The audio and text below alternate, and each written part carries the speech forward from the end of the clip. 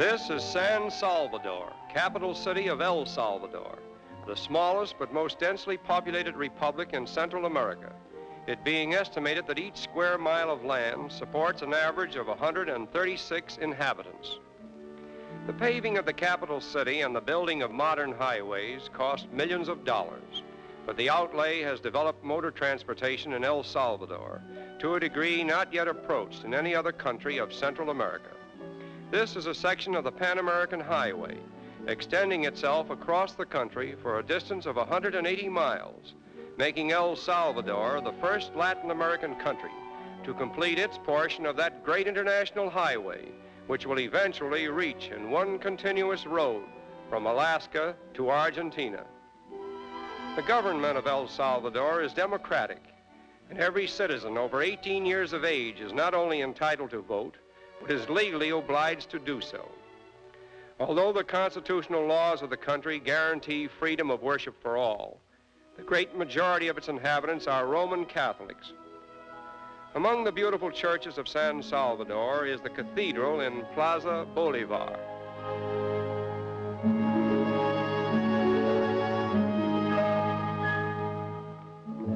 Another outstanding structure in the Plaza Bolivar is the National Palace, covering an entire city block and housing the various departments of government. Modern innovations, however, have not completely altered old customs, as evidenced by the past mingling with the present in the primitive mode of travel used by the natives when they come into the city from outlying districts, bringing their variegated products to market. The colorful people who gather here reveal almost all types of the country's population, many of whom are descendants of a tribe of pre-conquest Indians who were believed to be related to the Aztecs of Mexico and who founded a nation known as Cuscatlan sometime during the 11th century. A few miles from here stands El Salvador's most spectacular volcano, known as Izalco, which more than a century ago rose out of a plain to a height of 6,000 feet and today sends forth its smoke, flames, and gases with such clock-like regularity that it is often referred to as the lighthouse of the Pacific.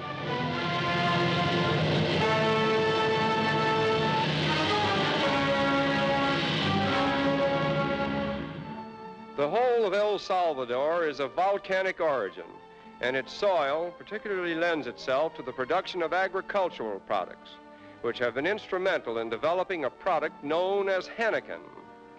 Because of low prices in world markets during the years of the recent economic depression, the cultivation of henequen for export was for some time a none too profitable business.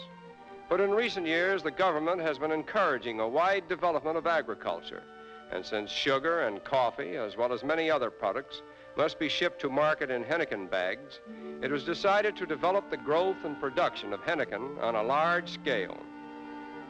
Although henequen is related to the century plant, it grows much faster and is consequently much more prolific. The tough fiber of this cactus-like plant is also used for various textiles, as well as for hemp, twine, and rope. After the leaves are cut off at the base of the plant, they are carried in ox carts to the mill, where the softer parts are removed, leaving long strings of tough fiber, which are dried by the sun in this unique manner.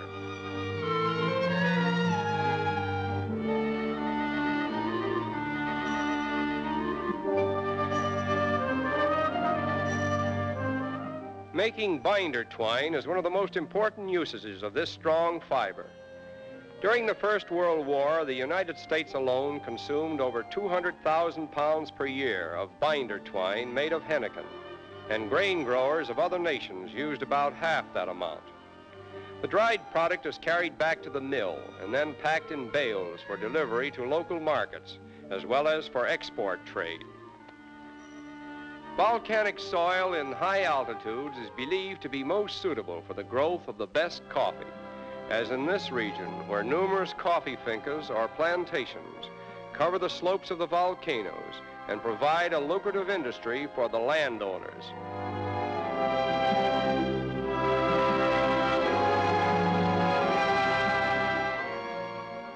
Coffee is the principal agricultural product and chief export of El Salvador, as well as the main source of livelihood for a vast majority of the country's 2 million inhabitants.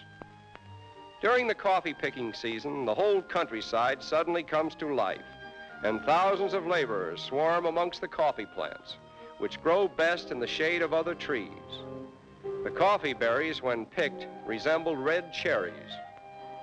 The pickers usually work on a peacetime basis, and aside from toil, this season is a gay one because it often brings together old friends and old families who tell of their experiences during the off months and generally enjoy the whole business.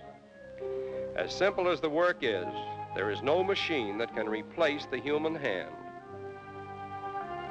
After the berries are picked, assorted, and weighed, they are washed and split into the coffee bean shape that is familiar to the outside world. Then the beans are dried in the sun prior to their final roasting, which gives them the brown coffee color. Although the coffee industry is the largest and probably the oldest in El Salvador, it is still conducted on a somewhat primitive basis, very much as it has been for the past century or more.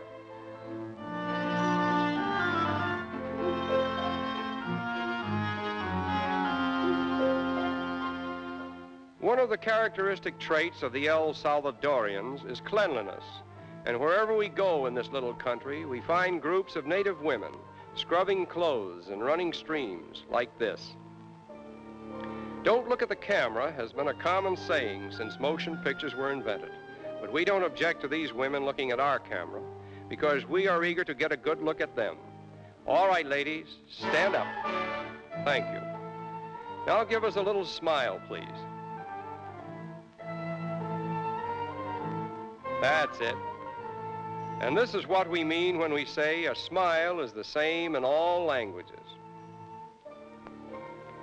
A favorite pastime of the native men is fishing in freshwater lakes, and they have devised a most unique method for their comfort while doing so. They actually catch fish, too, an edible species that tastes like rock bass. The poet who said, "Men must work and women must weep, and the sooner it's over, the sooner to sleep," wasn't thinking of this part of the world, where no small amount of menial work is performed by women, while their gentlemen of leisure relax and enjoy themselves.